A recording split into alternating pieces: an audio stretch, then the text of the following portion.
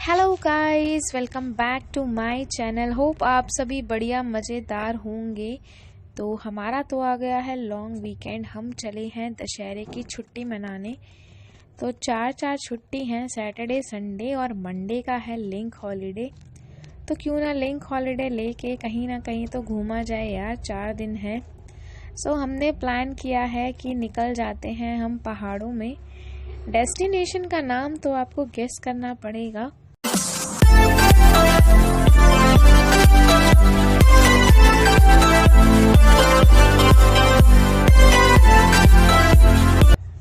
अब यहाँ पर आने के बाद देखो, यूपी का इलाका है तो डर तो लगता ही है, और ऊपर से इतना ट्रैफिक जाम। 11 बजे की हमारी ट्रेन है। फिलहाल तो अभी 10 सवा 10 ही हुई है, आराम से हम लोग पहुँच जाएंगे। बट स्टिल भी एक जो ध्यान है कि वो यही है कि यार यूपी है, कुछ भी हो सकता है। एंड हम लोगों को ये था कि ट्रेन आए ना आए, मतलब काइंड ऑफ ये टेंशन हो रही थी कि मतलब इतना बड़ा स्टेशन है और रात में हम पहली बार जा रहे हैं स्टेशन पे, तो क्या कुछ होने वाला है। तो इसके लिए तो आपको मेरा पूरा व्लॉग देखना पड़ेगा।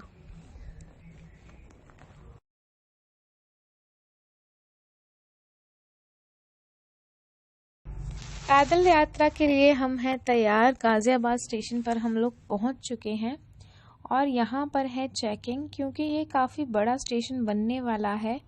कंस्ट्रक्शन है बहुत ज़्यादा यहाँ पर स्टेशन पे, तो काफ़ी चीज़ें हैं और फिर हमारे इतने बैग्स भी हैं। तो चलो चलते हैं अब आगे।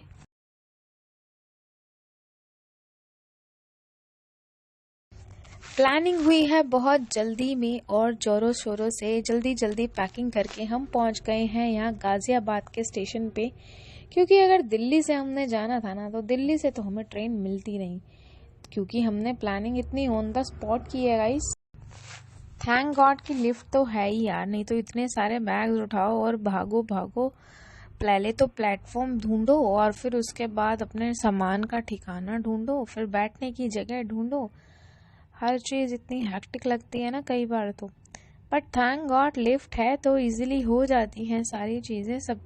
स्पेशली जब आपके पास इतना सारा लगेज हो और आप कहीं जा रहे हो, तो आधा तो आप स्टेशन पे ही थक जाओगे यार, बाहर जाके क्या ही घूमोगे। तो चलो अभी हम प्लेटफॉर्म पे पहुंचने वाले हैं बहुत ही जल्द। इतनी जल्दी जल्दी जल्दी जल्दी में प्लान बना ना कि हम डिनर तो भूल ही गई। मतलब पैकिंग कर ली और खाने में क्या खाएंगे ये तो भूला ही नहीं यार, ध्यान ही नहीं रहा। तो इसके बाद बाहर से लेकर आए तो सही खाना हम लोग, बट अभी देखते हैं, ट्रेन में बैठ के खाएंगे। गाइस, जो भी रिजर्वेशन वाली ट्रेन होती है ना, तो जो भी आपका कोच होता है उसके लिए आपको रन रन रन करना ही पड़ता है। Q1 Q2 S1 S2 जो भी आपका कोच हो, पता नहीं कहाँ आगे पीछे दाएं बाएं कहाँ आएगा, तो उसके लिए आपको रिजर्वेशन करते टाइम ध्यान में रखना होता है। और कई बार ना सबसे लास्ट में, कई बार सबसे आगे, कई बार मिडल में आता है। जनरल कोच भी होता है, AC कोच भी होता है, तो काफ़ी सारे होते हैं। तो हम लोगों ने किया रन रन रन और हम यहाँ पहुँच गए अपने कोच के साथ, कोच के पास। और फिर हमने अपना उठाया लगेज और चल दिए हम ट्रेन के अंदर। और ट्रेन में मुझे तो ऐसा लग रहा था कि यार क्या सब्जी मंडी बना रखी है।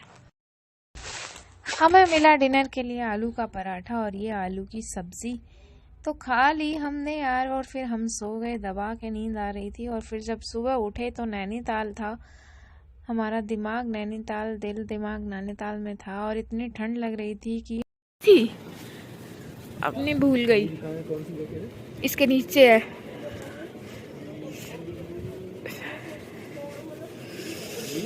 यस,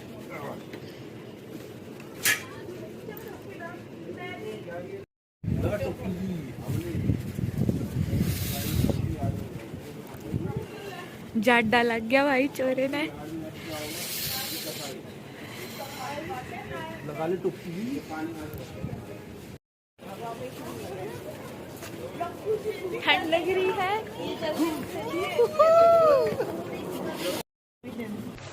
गाइस, अगर आप भी ट्रेन से आना चाहते हैं तो बेस्ट है कि अगर आप दिल्ली से आ रहे हैं तो काठगोदाम तक की आप ट्रेन बुक करा सकते हैं। अदरवाइज हल्द्वानी तक की भी करा सकते हैं। हल्द्वानी से बसेस चलती हैं Kainchi Dham and Nainital proper town के लिए।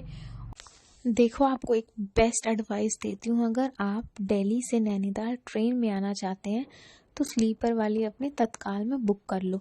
और आपको एक चीज़ बताऊँ, एक अपडेट आया है ये कि अगर आप तत्काल में बुकिंग करते हो तो जितने के आपके टिकट है उसके डबल रेट में आपकी बुकिंग होती है। पहले ऐसा नहीं होता था, पहले आपके 20-40 रुपये एक्स्ट्रा लगते थे, लेकिन अब आपको डबल पेमेंट करनी पड़ती है।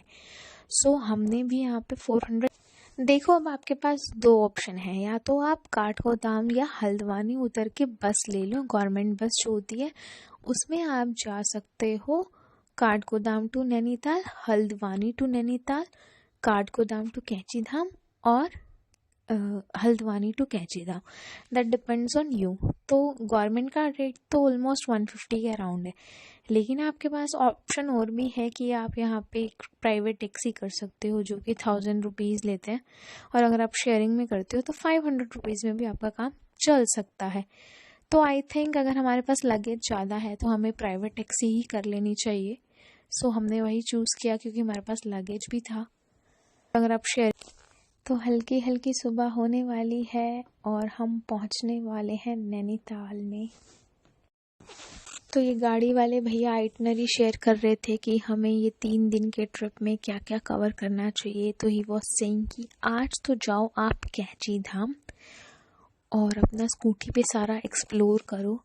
स्कूटी रेंट पे लो क्योंकि इतना लंबा लंबा जाम होता है यार। एक तो लॉन्ग वीकेंड है दशहरे वाला, ठीक है, और फिर स्कूटी इतनी फिजिबल रहती है ना, कहीं से भी टर्न ले लो, कोई जाम में फंसने की टेंशन नहीं है। बस हाँ, आपको हेलमेट पहनना होना चाहिए और आपकी स्पीड कंट्रोल में होनी चाहिए।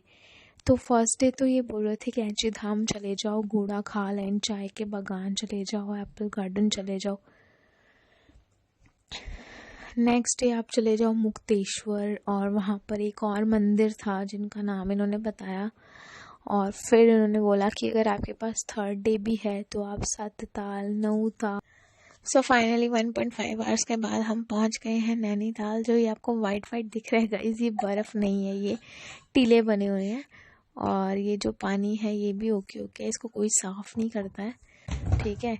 तो बोटिंग वोटिंग करना चाहो तो आप कर सकते हो। और आपको बता दूं, हम अभी होटल देखने जाने वाले हैं क्योंकि हमारा कुछ भी प्लान नहीं था, ऑन द स्पॉट था। सो अभी हम सब कुछ एक साथ करने वाले हैं। होटल ढूंढेंगे अभी, रहने का ठिकाना, फिर लगेज रखेंगे एंड फ्रेशन अप होके थोड़ा सा फिर हम निकलेंगे घूमने, खाना पीना खाएंगे। सो फाइनली हमने कर लिया है चेक इन, और हमने कौन से होटल में चेक इन किया है उसके लिए आपको नेक्स्ट वीडियो तक का वेट करना पड़ेगा। आपको हमारा ये दिल्ली टू नैनीताल का व्लॉग कैसा लगा मुझे कमेंट करके ज़रूर बताना। चैनल पर नए हो तो लाइक, शेयर और सब्सक्राइब।